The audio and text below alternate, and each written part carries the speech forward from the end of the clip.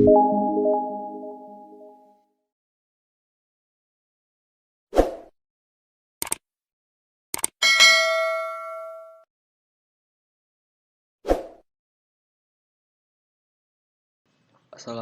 warahmatullahi wabarakatuh. Di sini saya akan menjelaskan sistem informasi akademik dalam perancangan basis datanya. Nah, sebelumnya saya sudah membuat perencanaan sistem informasi akademik. Jadi, lembaga pendidikan sudah berjalan cukup lama dalam dunia pendidikan. Hal ini dibuktikan dengan bukanya cabang-cabang baru di beberapa wilayah di Indonesia. Tetapi sampai saat ini, teknologi yang digunakan belum bisa mengoptimalkan kinerja lembaga pendidikan. Hal itu dikarenakan teknologi yang digunakan masih sangat sederhana dan memakai program seadanya. Sehingga sampai saat ini, lembaga belum mempunyai satu wadah yang mengatur database pada lembaga tersebut, terutama hal-hal yang menyangkut data mahasiswa, data dosen, data mata kuliah, yang selama ini masih menggunakan penyimpanan data manual dan media penyimpanan yang masih terpisah. Dalam rancangan sistem, proses yang dirancang yaitu pemasukan data. Dalam hal ini, adanya penginputan data ke dalam sistem, diantaranya adalah data dosen, data mahasiswa, data jurusan, dan data tugas akhir. Selanjutnya, yaitu pengolahan data. Pada proses pengolahan data ini, adanya pengolahan data dari data-data yang telah diinput yang nantinya akan mendapatkan laporan akhir. Dan yang terakhir, pembuatan laporan. Dari hasil penginputan data, lalu pengelolaan data, maka akan menghasilkan laporan akhir. Dalam sistem ini, laporan dari desain sistem seperti nilai transkrip, nilai mahasiswa, dan laporan data tentang nilai mahasiswa per semester.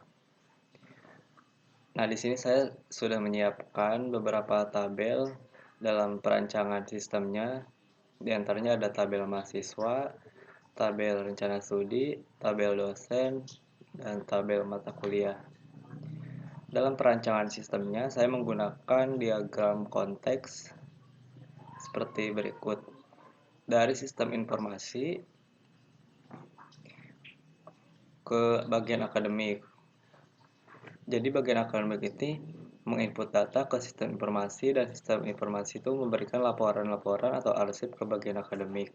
Selanjutnya, dari sistem informasi tersebut memberikan laporan juga kepada rektor, dan dari sistem informasi ini juga memberikan transkrip data nilai kepada mahasiswa yang sebelumnya mahasiswa telah mengikuti ujian dari data mahasiswa yang hasil ujian.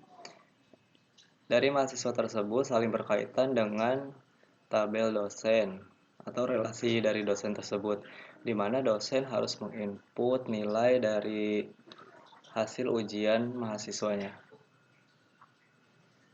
Dan selanjutnya di sini saya menggunakan IRD. Jadi di sini saya mempunyai 3 entitas, ada mahasiswa, dosen, dan mata kuliah. Dari mahasiswa ke mata kuliah menggunakan Manituan, dan mahasiswa tersebut mempunyai beberapa atribut seperti NPM, nama, tempat lahir, tanggal lahir, alamat, jurusan, tahun masuk. Dari mahasiswa ini, rencana studi memilih mata kuliah. Mata kuliah pun memiliki beberapa atribut seperti kode MK, mata kuliah, dan SKS.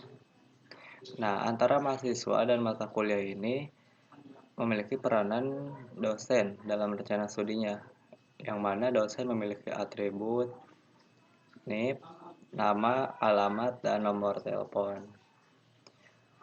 Setelah perancangan ini selesai, maka dibuatlah sebuah basis datanya.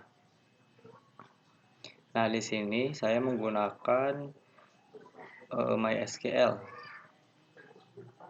yang mana telah dibuat sebelumnya dengan nama database-nya yaitu akademik.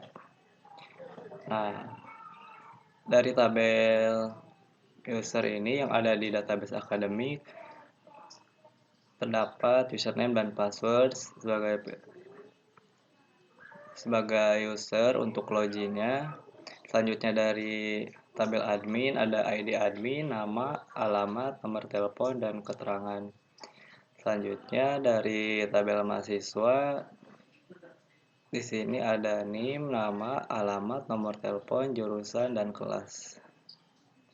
Selanjutnya tabel dosen, ada ID dosen, ada nama, alamat, dan nomor telepon, dan ada tabel jurusan, memiliki tabel ID jurusan, nama jurusan, dan keterangan.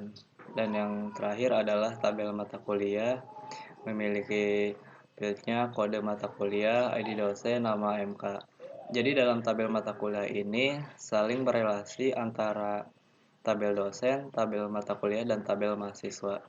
Di mana dalam database akademik ini memiliki beberapa tabel yang dibutuhkan, yaitu tabel admin yang digunakan untuk menyimpan data admin ketika melihat data yang masuk, login ke sistem.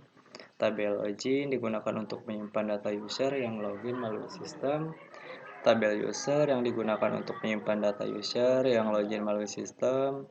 Dan untuk tabel selanjutnya yaitu ada tabel mahasiswa yang langsung memiliki relasi dengan tabel dosen, tabel mata kuliah, dan tabel jurusan, di mana mahasiswa memiliki beberapa dosen dengan relasi NIM dengan ID dosen. Yang selanjutnya, dosen memiliki mata kuliah dengan memiliki relasi ID mata kuliah dengan ID dosen, serta ID mahasiswa. Dan dapat disimpulkan bahwa mahasiswa memiliki dosen dengan mata kuliah di jurusannya masing-masing. Jadi dengan perancangan sistem informasi akademik tersebut dan pembuatan database ini dapat memudahkan dalam sistem informasi akademik. Terima kasih. Sekian dari saya. Wabillahi taufiq wal hidayah. Wassalamualaikum warahmatullahi wabarakatuh.